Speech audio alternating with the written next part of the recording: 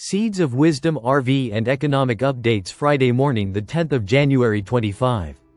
Listen to the full version on the official dinarreport.com website and become our supporter on Patreon.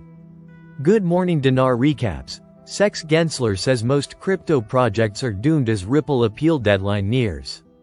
Black Small Square Gary Gensler warns crypto market still rife with fraud, says many projects won't survive in his final interview as SEC chair. Black Small Square outgoing SEC chair Gary Gensler highlights scams in crypto, calls for stronger regulation as he prepares to step down. Gary Gensler, the outgoing chair of the Securities and Exchange Commission, shared his thoughts on regulating the fast-growing crypto market. While he acknowledged that crypto is still a small part of the overall financial markets, he said that it's full of bad actors and scams. Under his leadership, the SEC has filed about 100 enforcement actions in the past 4 years, compared to his predecessor Jay Clayton's 80. Gensler believes that the crypto market is still struggling with fraud, with many projects acting like risky investments that may not survive. In an interview with Bloomberg, Gensler said, "In this field, it's rife with bad actors." He then broke down the crypto market into two parts, saying, "The public knows a lot about Bitcoin, which, depending on its market value, is 2/3 to 80% of the market value of crypto." Gensler pointed out that there are 10,000 to 15,000 projects raising money from the public. Many of these projects, he believes, are simply speculative investments, hoping for a better future. He explained, "I've been around finance for over 4 decades, and everything in the markets trades on a mixture of fundamentals and sentiment. However," he added, "at any given time, I've never seen a field that's so much wrapped up in sentiment and not so much about fundamentals." Gensler says crypto projects won't survive. He also warned, many of these 10,000 to 15,000 projects will not survive. They're like venture capital investments. They're not going to survive. Gensler pointed to the existence of small pump and dump schemes that have caused problems in the industry. Reflecting on past events, he said, "We've lived through a few years where they became notorious, but they're in jail now." Despite the growing number of enforcement actions, Gensler thinks that the crypto market is still not complying with the rules. He sees his role as ensuring that the market works without fraud, manipulation, and misinformation. Gensler is set to resign on January 20 and Paul Atkins will serve as the SEC chair next. Pro-crypto CFTC boss, subcommittee rumored as Trump inauguration nears. New reports suggest the U.S. Senate Banking Committee is looking to create its first crypto subcommittee, while Trump is reportedly eyeing a pro-crypto CFTC commissioner to take the agency's helm. The U.S. Senate Banking Committee is reportedly set to create its first ever crypto subcommittee. While a pro-crypto commissioner is now a top pick to replace the outgoing chair of the Commodity Futures Trading Commission, according to two reports. The two reports, seen as positive developments for the crypto industry, come less than 2 weeks before President-elect Donald Trump's inauguration, set for January 20. According to a report from Fox Business on January 9, following a Punchbowl News report on January 8, the U.S. Senate Banking Committee's new chair, Republican Senator Tim Scott, has made the creation of the subcommittee a top priority and plans to replicate the House Financial Services Committee's model, which introduced a crypto subcommittee in 2023. Two Senate aides told Fox that Scott has put forward Senator Cynthia Lummis to chair the subcommittee, with a vote on her approval to happen in the next few days. Lummis, a longtime crypto supporter, has recently echoed Trump's push for a strategic Bitcoin. Trump has made sweeping promises to rein in crypto regulation by enforcement and turn the U.S. into a crypto capital. The Senate Banking Committee is the key overseer of financial agencies such as the Securities and Exchange Commission and of federal monetary policy. A memo seen by Fox said Senators Bernie Moreno, Dave McCormick, Tom Tillis and Bill Hagerty were being considered for the new crypto subcommittee. They are all strongly supportive of crypto, according to the digital assets lobby group Stand with Crypto. It is not known which Democrats might be joining the subcommittee, but Senator Elizabeth Warren, a vocal crypto skeptic, is the party's most senior member of the Senate Banking Committee. In 2024, the House passed a key crypto bill known as FIT 21 that was created by the House Financial Services Crypto Subcommittee. It would hand greater regulatory control to the Commodity Futures Trading Commission. The bill is currently awaiting action in the Senate. Mersinger tipped to lead CFTC. Meanwhile, Unchained reported on January 9 that 5 people close to the matter said CFTC Commissioner Summer Mersinger has emerged as a leading choice to chair the agency.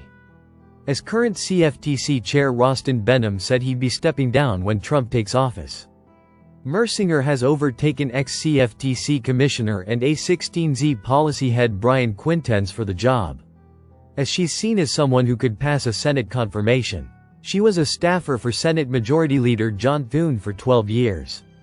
As she's already a commissioner, Trump could appoint her to a temporary chair role while the Senate deliberates on her confirmation. Mersinger has made crypto-supportive comments, telling a blockchain conference in November that she was uncomfortable that the CFTC was kind of setting some sort of policy through our enforcement cases. Trump is set to take office on January 20, officially giving Republicans full control of the government after the party picked up a majority of Senate seats and kept its House majority in November's elections. The new Congress kicked off on January 3. IOTA invites developers to apply for $10 million in Season 2 grants. IOTA's Season 2 grant program aims to empower builders aligned with IOTA's vision of sustainability and decentralization. Prospective applicants can submit proposals via the IOTA Grants website, with projects evaluated based on scalability, usefulness, safety, alignment with funding goals, and long-term viability. The IOTA Ecosystem DLT Foundation unveiled its Season 2 grant program. The IOTA Grants Season 2 has committed to offering $10 million in funding and fostering innovation within the Web3 ecosystem.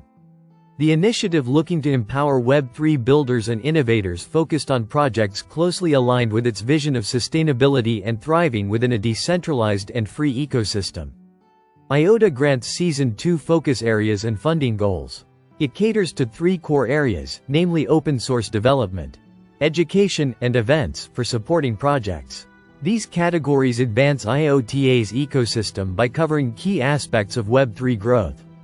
For context, open source development promotes the development of tools, utilities, and public goods that increase user experience. Moreover, the foundation has targeted education to reduce the complexity of multi-layered technology to reach everyday users. Meanwhile, events that promote community-driven activities like hackathons and workshops are prioritized. "We're here to support you on this journey," the IOTA Foundation stated. They added, "Whether you're accelerating adoption through real-world applications, planning to utilize our EVM framework, or shaping the future of the IOTA rebased network, our grants are designed to foster innovation and creativity across the entire spectrum." Currently, one of the key areas of focus has been the launch of the IOTA rebased protocol. The IOTA rebased protocol is reportedly gearing up for its mainnet relaunch in early 2025. Reported CNF. On the social media platform X, Michael Atlin emphasized that this relaunch positions IOTA for broader real-world adoption. Success of Season 1 grants. The end of Season 1 of the IOTA Grants program has been on an upbeat note since it attracted quality talent and great projects. Altogether, there were 144 applications, from which 32 were funded amounting to $3.47 million. The process had to be momentarily halted because it was overwhelmed with applications. The foundation has reflected on the previous season by highlighting productive outcomes. In a blog post, the team wrote, "The first season proved highly productive, bringing exceptional talent and innovation into the IOTA ecosystem. Hence, applying for Season 2 is relatively simple. Anyone can submit a proposal by logging onto the IOTA Grants website along with guidelines on the funding. The applicants would be interviewed by the IOTA Grant Committee, which includes members of the IOTA Foundation. Projects are rated along 6 criteria including alignment with funding goals, scalability, usefulness, safety, expertise of the grantee, and long-term viability." The foundation went ahead to inform that its evaluation process is quite transparent, assuring that all funding goes only to projects whose potential to alter the ecosystem can be maximally realized. IOTA Grants Season 2 builds on the momentum of its predecessor and is seeking even more innovative ideas. Your ideas have the power to drive positive change in the ecosystem. And the IOTA Ecosystem DLT Foundation is here to support you, the foundation encouraged. The IOTA Foundation added that it's excited to work with developers and visionaries to build the future of Web3. Thus, prospective candidates can visit the IOTA Grants website for more information or to apply. Listen to the full version on the official dinarreport.com website and become our supporter on Patreon. Source: dinarrecaps.com